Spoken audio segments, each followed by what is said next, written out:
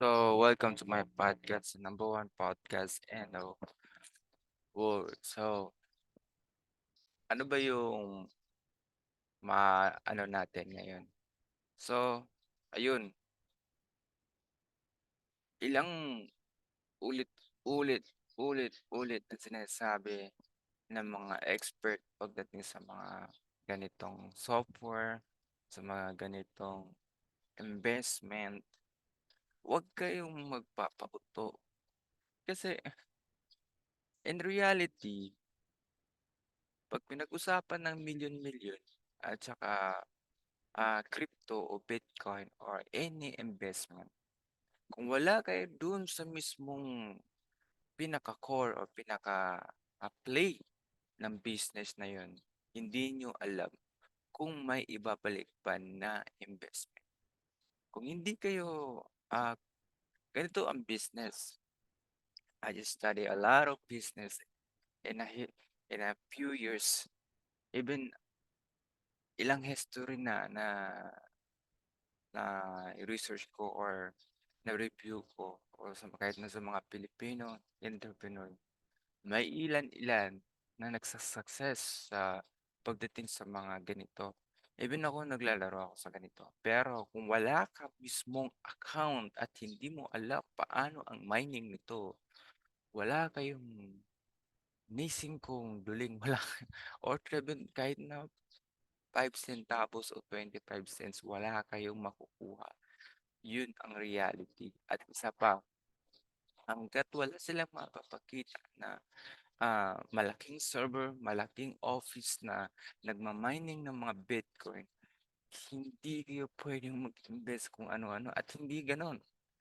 No, sa isang ganitong investment, makita nyo yung facility nila na nagra-run yung mga server nila. Una, naka-license yan from the local government, even the mayor until the Secretaries Commission. Pangalawa, may account kayo.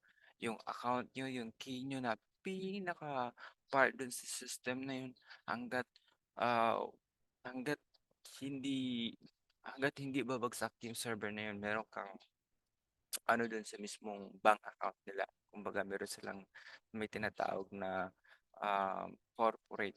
corporate investment. So, meron ka dun kahit ilang percent loan. At isa pa, hangga't hindi mo malalaman ang totoong laro nito at ang business na 'to, huwag kayong papasok. Ito, ito yung mga pangalan na nag-uugnay sa mga, crypto. Sabihin na natin na, parang casino lang din 'to. So, una, maganda yung stock market, mataas yung percentage ng mga market. Sabihin natin, lahat ng mga malalaking kumpanya sa Amerika, 'pag nag-invest kang $100, meron kang babalik sa'yo ng 10% o 20%. So, lalaki yung dolyares mo. So, naabutan lang talaga sila ng economic shutdown. Pagdating sa paglalaro nito, siyempre, nandiyan yung luho nila, nandiyan yung mga bisyo nila. So, hindi sila makapag-focus sa paglalaro kasi parang casino lang 'to, eh. Hangga't hindi mo kayang i-focus yung game na 'to at yung mga nag-i-invest sa'yo, wala kang margin sa ROI, patay ka, scam abutin mo. Siyempre magagalit yung ano, eh, magagalit yung nag-i-invest sa'yo at isa pa, ang tanga, sobrang tanga. Alam mo sa sarili mo na season-season ang pagdating sa, ah, crypto na 'to, paglalaro sa crypto na 'to, ginawa mo naman buwan-buwan.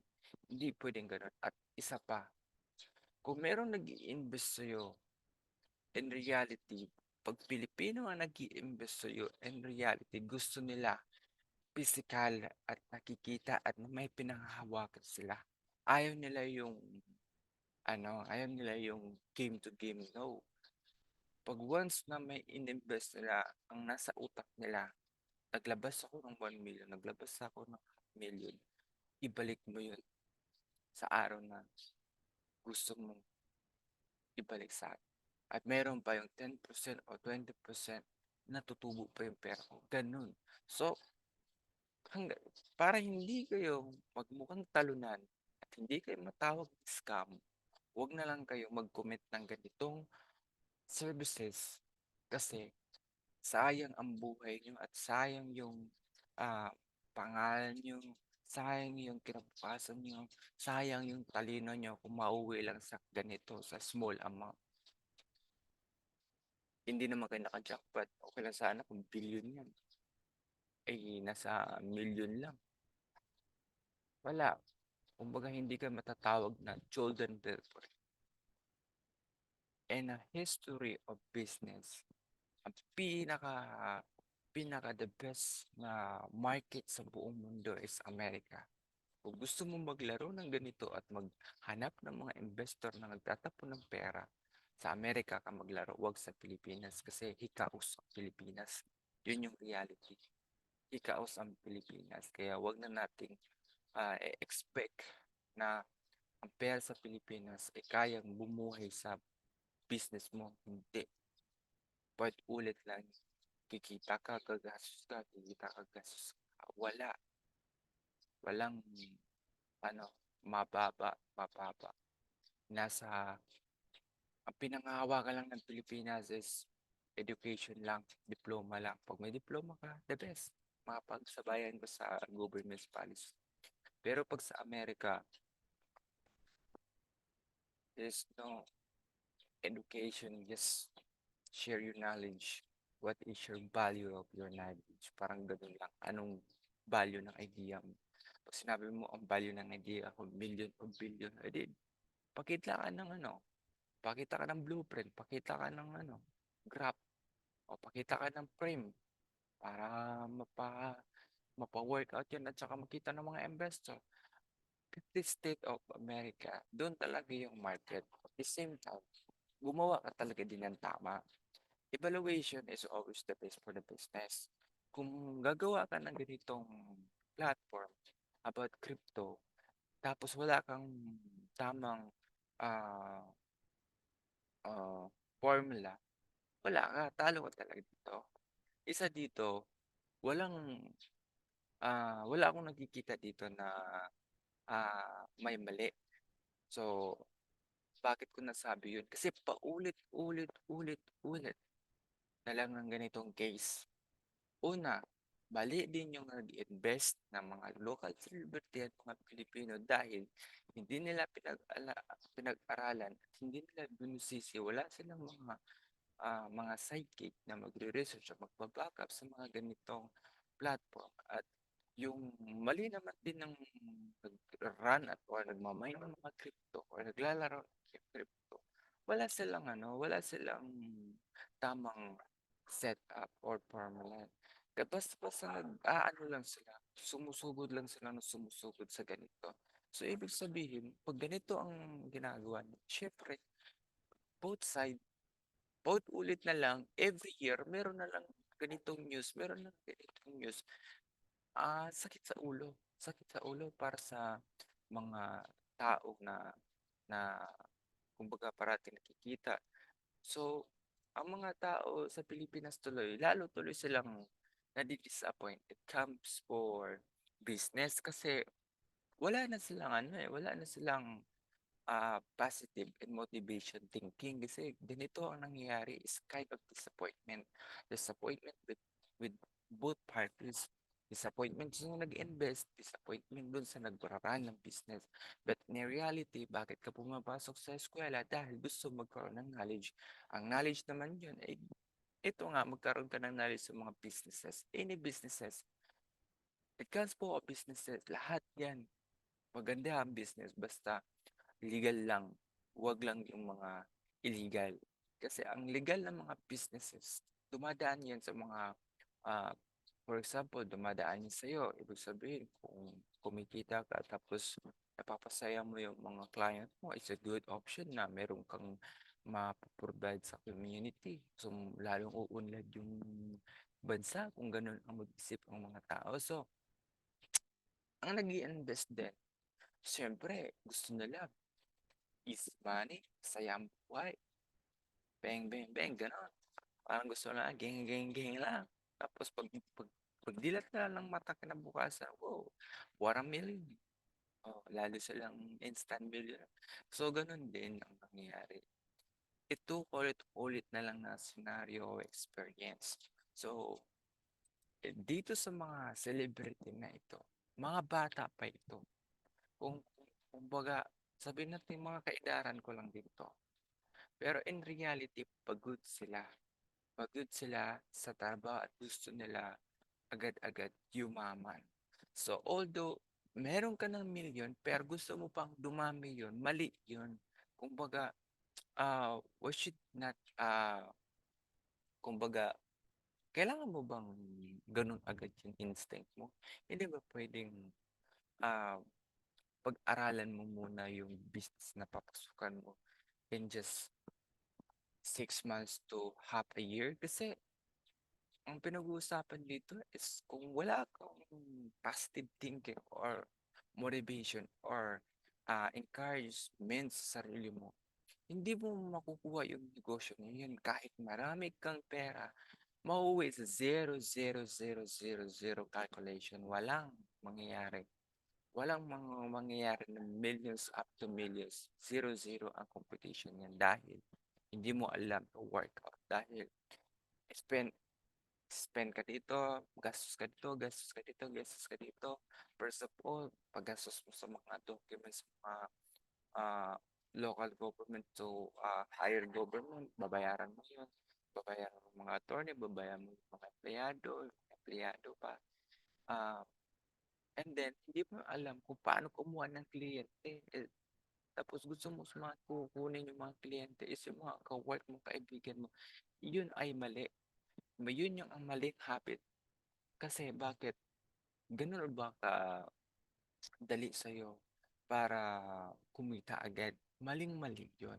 Kaya ang dapat mong gawin, hayaan mo yung market mo online or ah, yung establishment mo, hayaan mo silang pumasok sa'yo at doon mo i-entertain at doon din araw-araw ka mag-grow, araw-araw ka mag-aral o mag-free consultation sa kanila para magkaroon kayo ng knowledge. So, kung concerned ka sa client, yung client mo, the best na makikinig sa'yo at magkakaroon siya ng idea. So, magkakaroon siya ng trust sa'yo, magkakaroon kayo ng business.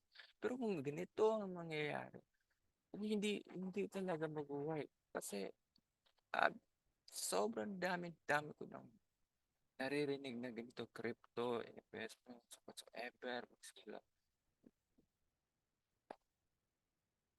Ito, ito yung ano, ito yung the big time para sa mga lawyer. Siyempre, ito, para sa mga lawyer, ito yung isa ay malaking case. Ito yung isa pa, malaking case at stress din to para sa kanila kasi hindi basta-basta na magsara ka ng mga server kasi wala namang iba, wala na, ilan lang ang mga attorney na may knowledge sa mga ah, IT environment at sa mga ganitong software. So, hindi sila ganun ka ah, ano sa mga ang trabaho lang ng mga lawyer is magkaso, mag-solve ng problem, tumulong. Pero kung ganito, ang dami pang problem sa Pilipinas. Sobrang daming problem sa Pilipinas. Kung parating ganito, ay hindi ko alam kung kailan uunlad ang Pilipinas. Yun lang masasabi ko. Kailangan nyo talaga na magkaroon kayo ng ah, tamang consultation para sa mga taong may experience at saka batikan sa negosyo. Hindi kayo pwedeng, ang dami-dami niyang batikan sa negosyo. Bakit? Pwede nga kayong magkaroon ng mas malaki pang kita kaysa sa Bitcoin o sa crypto. Ang dami-daming way. Hindi mo na kailangan mag-invest. Ito yung part na magka-relasyon kayo. Tapos in the end, magkahiwalay kayo dahil lang dito sa ah, money. So ito yung pagsubok sa kanila. So ito talaga minsan in reality, kahit sa akin or sa ah, for example sa akin na lang, 'pag hindi ko sinabi sa wife ko na bibili ako ng baka or manok or kambing, magagalit siya. So gano'n, mauwi sa ano, discussion at saka magkakasumbatan na. Pero kung hindi ka marunong mag-realize mali mo at hindi mo tanggapin yung mali mo at hindi ka gumawa ng tama, gano'n talaga ang mangyayari. Pero kung ito, dalawang local celebrity na nag-ipon at nag-invest, kita niyo sa mukha nila at sa mata nila na gano'n sila ka-stress, gano'n sila depressed dahil dito sa nangyari. Um, Alam ko naman sa ano nila, sa life nila na kaya pa nilang kitain ito. Ano na lang, kumbaga, sabihin na lang natin na forget na lang sa ano, sa halaga na yan ang nawala. But in the end, sana hindi sila magkahiwalay dahil lang dito kasi lahat ng mag-asawa, lahat ng mag-showtout, mag-BF o mag-boyfriend, pag encounter po sa ganito, nagkakahiwalay talaga dahil sa pagkakamali lang ng nangyari na yan. Kaya sana sa lahat ng gumawa ng ganitong hakbang tungkol sa investment, pag-aralan niyo muna bago niyo sumabak sa ganito dahil ah, masasayang at marami kayong masasaktan na tao dahil lalo na ito, maapektuhan dito mga bata na nag-aaral. Makikita nila 'to, maapektuhan din yung mindset nila. Kumbaga, nag-aaral sila para maghanap ng trabaho, nag-aaral sila para magnegosyo, pero kung ganitong nakikita nila na sa balita na siyempre, dahil siyempre ang nagbabalita dahil trabaho lang din nila magbalita, pero ang malaking damage nito is yung community. Kaya nga walang kaya nga sa North Korea walang technology dahil ayaw nilang i-ano nila yung mga bata sa mga ganitong sistema dahil para sa kanila parang nada-down yung feeling nila at yung mindset nila, parang bahala na lang yung parang gano'n ang nangyayari. Kaya iwasan natin na maglabas ng ganitong malaking issue, lalo na ito local celebrity 'to, marami 'tong milyon-milyon ang followers nito at saka supporters. So, gano'n na lang yung galit din ng mga tao din na nakakaalam dito. Kasi for example, ah, may alaga akong ito totoo naman talaga, may alaga ako, nag-a-adapt talaga ako ng mga pusa. So, sa Maynila before. So, nang hinarangan ng tugo. So, dahil hindi sila pumayag dahil gusto nila sa isang cage, eh gano'n naman din ka-emergency kasi emergency niya kasi kailangan ko na ilipat ng area. So, hindi sila pumayag. So, ang ginawa nila, wala silang, ah, wala silang pakialam kung makaalis ka o hindi at isa pa, wala silang pakialam kung magugutom yung pusa mo or pakawalan mo kung saan kasi wala silang pake dahil gusto na lang sundin yung policy nila, sundin na kumita sila dahil meron silang porsiyento 'pag once na bumili ka ng maraming cage do'n sa mismong Togo, do'n sa mismong Pier 4 sa, Maynila. So, gano'n ang galit ko talaga sa mga staff ng Togo kasi wala silang awa sa mga hayop. So, kung gano'n ang sistema din na ipapalabas ko, ano lang na lang din mararamdaman ng mga tao at mga followers ko. So, gano'n din yung ah, ano ko sa pagdating dito sa podcast kasi ang news kasi biruin mo meron silang 13.8 million. So, iba pa yung hindi pa subscribe. Sabihin lang natin ang total nito, ang total views ng channel nito is billion. So, paano gano'n na lang ang disappointment nila, it comes to ginawa yung crypto na yan sa US para mapapadali yung buhay ng mga tao pagdating sa business. Pero iilan lang din nakakaalam niyan kung paano ang sikreto. It takes po a years bago mo malaman. At isa pa, nandiyan naman yung graph, nandiyan yung mga company na pwede mong mag-invest. Parang casino lang din yan. Pero huwag kang magtiwala dun sa naglalaro dahil hindi natin alam na pag na once matalo yun, ubos talaga yung pera.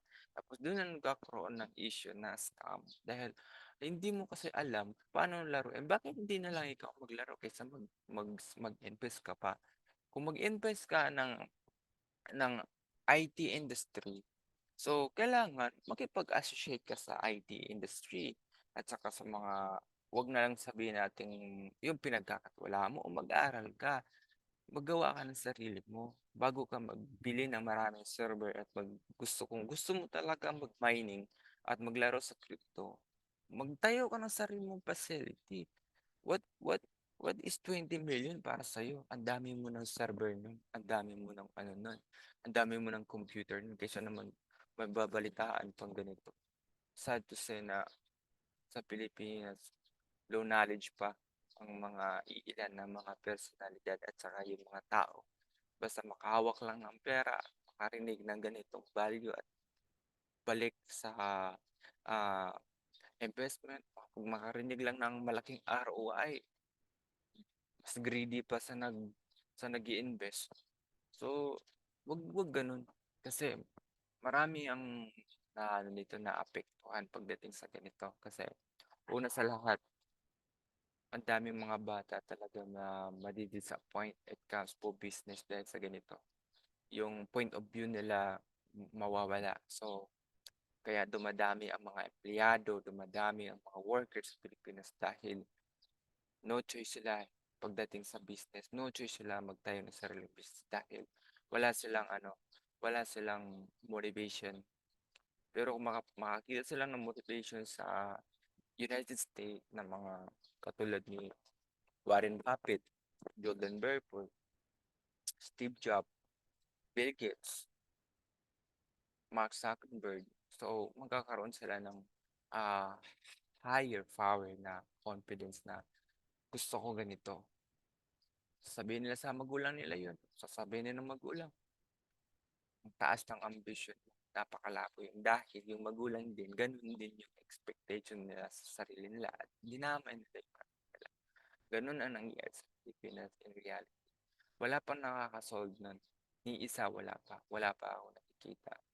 Walang makasolve nun dahil hindi nila alam kung paano. Kaya nga, ito na lang masasabi ko. I try my best na sa podcast ko at marami makakita at marami matutunan kung ano ang reality ng business. Business is a part of monopoly. Noon pa yun hanggang ngayon. Pero kung disappointment ka, o wala. Yung mapapabilang ka lang sa tambakin ng mga empleyado hanggat wala ka ng posisyon. Dahil sa daming negosyante sa Amerika, wala ng mga ang dami ng kailangan nilang empleyado dahil puro na lang mga negosyante. Dahil sa dami ng empleyado sa Pilipinas, wala na silang mapapasukan dahil puno na ang mga kumpanya dahil ang iba mag-a-upload na. So, ganun ang nangyayari. Think the conclusion at saka yung ano yung pinaka-objective dito. Yan. So, yun lang. See you tomorrow on my podcast. Number one podcast sa Maynila man o saan man. Yun, Web Kitson. Thank you.